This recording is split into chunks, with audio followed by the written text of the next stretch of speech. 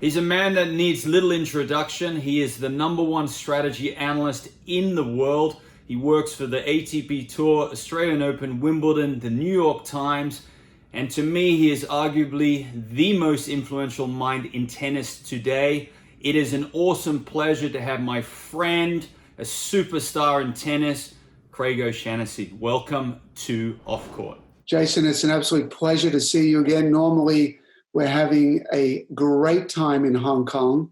I love coming out there. It's going to be a little bit of time before I get back, but it will be one of the first trips that I make. Craig, I want to dive in and ask you some questions. I hope you don't mind if I ask you some questions a little bit off the path. Please do it. All right, let's make it fun. So the first question I want to ask you, you have systematically and beautifully brought statistics to the forefront of the global tennis community. But there is, with great achievements, there is great responsibility. And I believe that some of your stats have been, resisted. And what I want to ask you is, are these just for professional players, or are these for juniors? Are these for rec players? Are these for parents? Are they for coaches? I like that. Here's a little history of statistics. Before 1991, there's nothing. 1991 to 2002, primitive. 2002 to 2015, improving. 2015 to 2020, that's where we're really nailing it. We're really just in the last few years getting better. The statistics have originally come from the ATP Tour. They've come from Grand Slam events because those are really the only places that we're getting them from. But in the last couple of years, we've started recording a lot of data. So one of the courses that I have on my website is called Game Plan. It's a collaboration with Warren Pretorius from Tennis Analytics.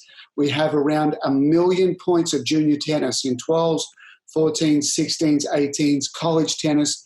Warren has 45 college teams that send matches in, and he analyzes that, and we have all of the data. So my goal out of all of this is, let's understand what's happening in matches. Let's understand from the pro level down to the juniors that are getting into the game, and let's organize our practice court accordingly. Yeah, Craig, is your role to provide the information to coaches, and then the coaches to understand that and pass it on to the students? What role do parents take in this? And how much are these kids going to absorb this? Is it broken down into simple ways for the kids? Two goals. One is I do a lot of seminars and presentations around the world, Hong Kong included, where I speak directly to coaches and directly to parents on these are the new analytics of our sport, and this is how we need to reorganize our practice court and even reorganize our minds on what matters most to winning. We've had this idea that it's all about consistency and shot tolerance and repetition, and it's not.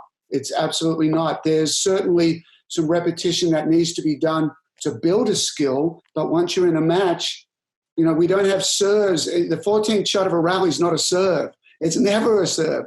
It's the serve is the first shot of the rally. And what we found is that the players that win at all levels of the game when the 0 through 4 rally length much more than the 9+. So I'm going to talk directly to players, as I did today over Zoom. There's a pro player in Serbia that I was chatting with. It's around 200 in the world. And, whether it's in Hong Kong, whether it's in Australia or Europe, I want to talk to the kids and tell them the analytics that matter. I want to talk to the coaches to help reorganize their minds and to reorganize their practice courts, and have us just be a little bit smarter about what really matters to winning in competition.